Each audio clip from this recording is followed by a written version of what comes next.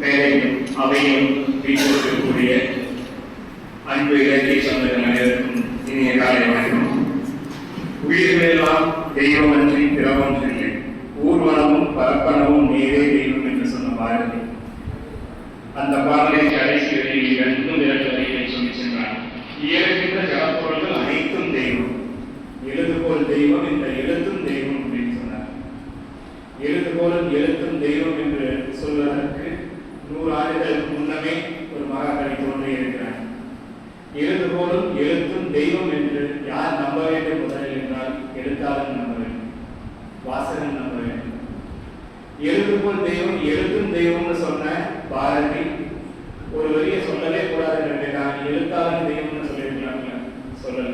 எழுத்தாளன் தெய்வம் இல்லை, எழுத்துதான் தெய்வம், எழுதுகோல் தான் தெய்வம். கலைதான் கடவுள், கலைஞன் பின்னால்தான்.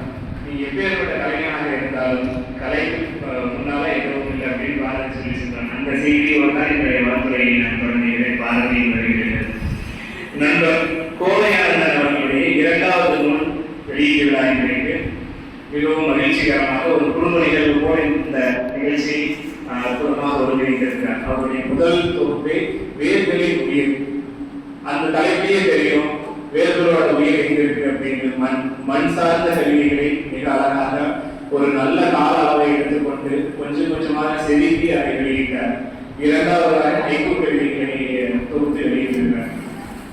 நண்பர்களே, எழுதுகோல் தெய்வம் எழுத்தும் தெய்வம்னு சொன்னாங்க இல்லையா, வாசகர்கள் அதை உலக தருணம் வந்து புத்தகங்களை புரட்டுகிற எழுத்துக்குள் தங்களை ஒப்படைத்துக் கொள்கிற தருணம். அதற்கு ஒரு எழுத்தாளன் தனது செய்தி, தனது வாழ்க்கையை, தனது மொத்த வாழ்வு அனுபவங்களை, தனது நாட்களின் நேரத்தை, பொழுதை பணையம் வைக்கிறான். ஒரு எழுதுறான் அப்படின்னா பொழுதுபோக்குக்காக எழுதுற அப்படின்னு யாருமே சொல்ல போறாங்க. பொழுதுபோக்குறதுக்கு நம்ம கிட்ட நிறைய ஹாப்பி ஸ்ட்ரீட் நடக்குது. கலைஞர்கள் நிறைய உற்சாகமாக நடனமாடி கொண்டிருக்கிறார்கள். கண்டமாகலாம் ஃபுட் ஃபெஸ்டிவல் நடக்குது. 500 ரூபா கொடுத்தா கோவையில் சண்டை கட்டிட்டு சாப்பிட்ற மாதிரி பொள்ளாச்சியில் சண்டை கட்டிட்டு சாப்பிடலாம். பிரியாணி, சில்லி சிக்கன் எல்லாம். இன்னும் பல்வேறு பொழுதுபோக்கு அம்சங்கள் இந்த நகரத்திலேயே இன்றைக்கு நடந்திருக்கு. ஆனாலும் ஒரு ஞாயிற்றுக்கிழமை காலையில ஒரு புத்தகத்தின் பொருட்கள், கவிதையின் பொருட்கள் நம்ம வந்து கூடியிருக்கிறோம் அப்படின்னா நாம் கொஞ்சம் உயர்ந்தவர்கள் தானே, நாம் கொஞ்சம் மேம்பட்டவர்கள் தானே. அந்த மேம்பாடு தான், அந்த உயர்வு தான் ஒரு வாசிப்பு நமக்கு இருக்கிறது. புத்தகம் எழுத்து நமக்கு கிடைக்கும். அதனால்தான் எழுதுகோல் தெய்வம், இந்த எழுத்தும் தெய்வம் அப்படின்னு சொல்றோம். நண்பர்களே, ஒரு புத்தகம் வெளியாக போது அந்த அச்சு வெளியாக அச்சாகி வந்திருக்கிற அந்த தாள் அதுக்கு எந்த மதிப்புமே இல்லை. அதுக்கு 1 ரூபாயோ 2 ரூபாயோ காசு கொடுத்து வாங்க மதிக்கலாம். இந்த புத்தகத்துடைய விலை 100 ரூபாய் போட்டுருக்குன்னா அது அந்த தாளுக்கான அந்த அச்சுக்கான செலவாக தான் நம்ம கணக்கு எடுத்துக்கணும். அந்த புத்தகத்துக்கோ அது எடுக்கக்கூடிய கருத்துக்கோ நம்மளால் ஒருபோதும் விலை சொல்லிட முடியாது, விலை பேசிட முடியாது. ஒரு எழுத்தாளர் ஒரு புத்தகத்தை வெளியிடுறாங்கன்னா அவங்களுடைய மொத்த அனுபவங்களையும் திரட்டி மொத்த உழைப்பை கொட்டி தான் வெளியிடுறான். வாசகர்களாகி நாம் செய்ய வேண்டியது அந்த புத்தகத்தை குறைந்தபட்சம் பணம் கொடுத்து வாங்கி அந்த எழுத்தாளரை நாம் மேலும் அடுத்த புத்தகத்தை போடுறதை நம்பிக்கையை கொடுக்க வேண்டியதுதான்.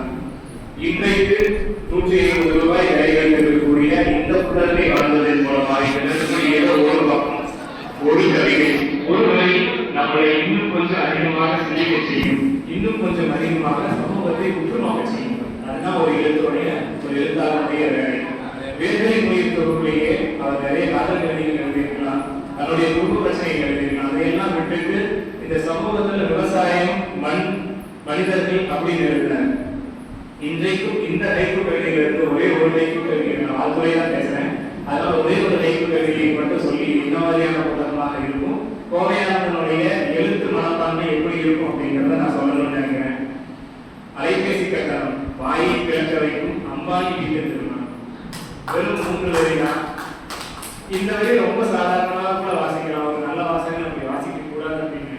அலைபேசி கட்டணத்துக்கும் அம்பானி வீட்டு திருமணத்துக்கும் என்ன தொடர்புன்னு யோசிச்சு பார்த்தா தெரியும். நீங்க கட்டுற அலைபேசி கட்டணம் ஒரு நாளைக்கு 2 ஜிபிக்கு டேட்டாவாக கட்டுற ஒரு 20 ரூபாயோ 30 ரூபாயோ, மாதம் 300 ரூபாயோ 40 ரூபாயோ தான் அவ்வளவு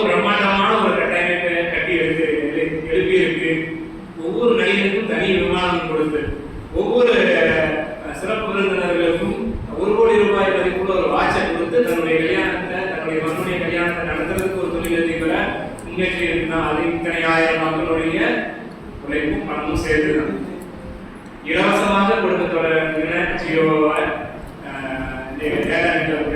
எப்படி நம்ம தேநீரை பற்றிய கதைகள் எல்லாம் தேநீர் நம்ம நாட்டுக்குள்ள வரும்போது நம்ம மக்களை தேநீரை வச்சு அடிமையாக்கணுன்றதுக்காக வீதிகள் தோறும் தேநீரை இலவசமா கொடுக்குறாங்க. அதுக்கு முன்னாடி வரைக்கும் நம்ம தேநீர் குடிச்சு பழக்கமே இல்லை. காலையில இருந்து நீச்சல் தண்ணி குடிச்சு பழகிற நாட்கள் நம்ம அது ஆரோக்கியமானது கூட. ஆனா இன்றைக்கு தேநீர் இல்லாமல் நம்ம பொழுது வெளியிறதும் இல்லை, மறையிறதும் இல்லை. காலையிலும் தேநீர், மதியமும் தேநீர், இரவும் தேநீர். தேநீர் நம்ம வரலாற்றிலேயே இல்லை, தேநீர் நம்ம நிலத்துறை தாவரமும் இல்லை. அதை நமக்கு விதைக்குள்ள நம்ம கொண்டு பழக்கணுன்றதுக்காக இலவசமாகவே கொடுத்தாங்க. நம்ம இலவசத்துக்கு மயங்கி அடிமையாகி இப்ப காசு கொடுத்து 10,000 கொட்டி தேநீர் குடிக்கிற மாதிரி ஆயிடும். இதுதான் ஜியோவும் செஞ்சது. இலவசமா டேட்டா கொடுத்தாங்க, இலவசமா சிம்மு கொடுத்தாங்க. அப்ப நம்ம அதுக்கு அடிமையான 100 ரூபா வச்சாங்க, 200 ரூபா வச்சாங்க, 399 ரூபாய் எனக்கு ஒரு வாரத்துக்கு நாம் இப்படிதான் அடிமைப்படுத்தப்படுகிறோம். இதையெல்லாம் யோசிக்க வேண்டிய இந்த 3 அதிகாரம் செய்யும். இத்தனை யோசனையும் ஒரு கைக்கு திருமலையை வாசிச்சுட்டு இந்த கவிதையில் எதுவும் இல்லை அப்படின்னு நினைக்கிறவங்களுக்கு மத்தியில் ஒரு நல்ல வாசனை நான் என்ன பண்ணணும், ஒவ்வொரு கவிதையும் ஒவ்வொரு இடத்தையும் நம்ம வாழ்ந்தோட கொஞ்சம் பொருத்தி பார்த்துக்கிட்டோம்னா அந்த கவிதையும் எழுத்தும் நமக்கு நெருக்கமாகும் அப்படிங்கிறது என்னுடைய தாழ்மையான வேண்டுகோள் வாசகர்களுக்கு. இந்த புத்தகத்தை விலை கொடுத்து வாங்குங்க, அவருக்கும் உற்சாகமா இருக்கு. அடுத்த தொகுப்பு போடுறதுக்குமான ஒரு சின்ன கிரியா ஊக்கியா இருக்கும். அதற்கு முதலா நான் இந்த தொகுப்பு விலை கொடுத்தே வாங்கிக்கணும் அப்படின்னு நினைக்கிறேன். கோவையாளர்களிடம் வந்து இந்த தொகுப்பு நான் விலை கொடுத்து வாங்குறது தான் என்னுடைய வாழ்த்துறை. நண்பரே, இன்னும் நீங்க நிறைய எழுதுங்க. முதல் தொகுப்பு விவசாயம் சார்ந்த ஒரு கவிதை தொகுப்பு, 2வது கைகோ, இப்படி இந்த மாதிரி ஒரு சில அவருடைய 500 ரூபாய் போட்டு ஒரு சிறுகதை எழுதியிருக்க எனக்கு மகிழ்ச்சியா இருக்கு. ஒரு கவிதை எழுதுபவராக உள்ள வந்து கைகோ எழுதி சிறுகதை எழுதி தொடர்ந்து எழுது தன்னை இயங்கிக் கொண்டே எழுதி செய்யக்கூடிய ஒருவராக இருக்காரு இல்லையா? அந்த தன்முனைப்பு தான் அடுத்தடுத்த கட்டத்தை நகர்த்தும். அந்த கதையை கொடுசுல இந்த வாரத்துக்கான சிறந்த கதையாக தேர்வு செய்திருக்கிறோம். அவருக்கு எங்களுடைய முன்கூட்டிய வாழ்த்துக்கள். 500 ரூபாய் போட்டு கதை 500 ரூபாய் பரிசு பெறப்போவது. எழுத ஆரம்பிச்சு 2-3 கதையே ஒரு மாத இதழ்ல சிறந்த கதையாக தேர்வு அப்படிங்கிறது உங்களுக்கான ஒரு மகிழ்ச்சியான பாராட்டாக இருக்கக்கூடும். நான் பணம் கொடுத்து உங்ககிட்ட புத்தகம் வாங்கிக்கிறேன். தொடர்ந்து நிறைய நல்ல கவிதைகளையும் நல்ல இடத்தையும் இந்த தமிழகத்திற்கு தாருங்கள். பொள்ளாச்சியிலிருந்து